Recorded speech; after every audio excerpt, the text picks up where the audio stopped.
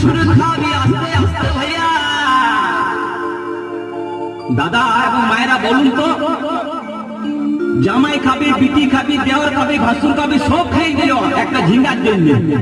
তো মায়েরা তো বলতে পারবেন কোন গাইতে বাকি রইল? বলুন তো মায়েরা।